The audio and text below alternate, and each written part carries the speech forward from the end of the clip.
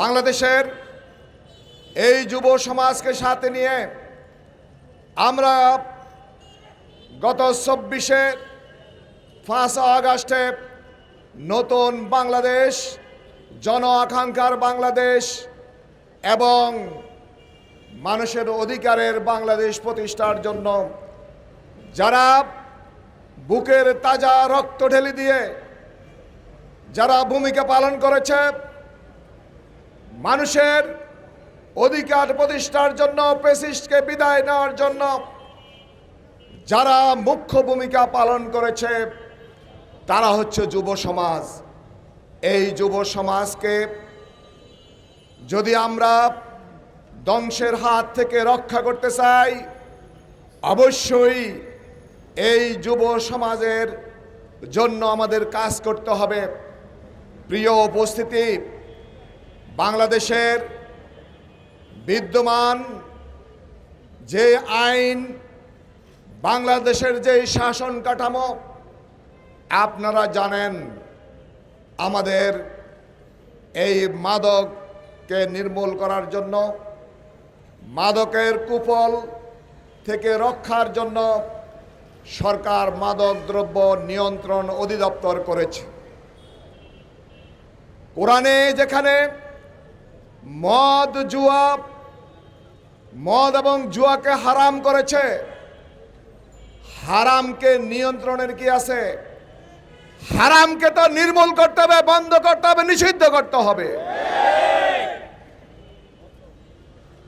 মদ, একদিকে মদের লাইসেন্স দেওয়া হচ্ছে, একদিকে মাদকের লাইসেন্স দেওয়া হচ্ছে, শুল্ক আহরণের নামে মাদকের লাইসেন্স দেওয়া হচ্ছে, মাদকের অবাধ বিচরণ হচ্ছে। আর একদিকে আপনি মাদক প্রতিরোধ আইন করছেন, মাদক প্রতিরোধ অধিদপ্তর করছেন। এটা আসলে ডাবল স্ট্যান্ডার্ড। প্রিয় ভাইরা, মাদক যদি খারাপ হয়, মাদক যদি মানুষের স্বাস্থ্য, অর্থনীতিকে ধ্বংস করে, তাহলে আমরা মাদকের বিরুদ্ধে কী ধরনের কার্যকর পদক্ষেপ নিচ্ছি? আমি একটি পরিসংখ্যান দিচ্ছি। আমরা যখন জেলে ছিলাম, বাংলাদেশে এই যত কারাগার আছে, আপনারা দেখবেন সকল কারাগারে প্রায় 70% মামলার আসামি হচ্ছে মাদক অথবা নারী শিশু। এই নারী শিশু এবং মাদকের মামলায় তারা ঢুকতেছে, তারা বের হচ্ছে। মাদকের যেই বয়ান দেওয়া হচ্ছে, এই সংসদে মাদকের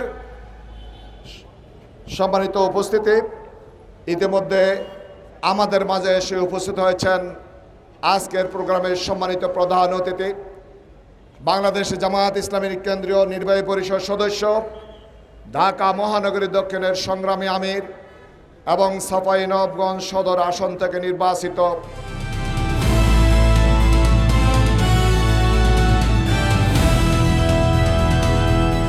দিনাজপুর টিভি, মানুষের জীবনের কথা বলে।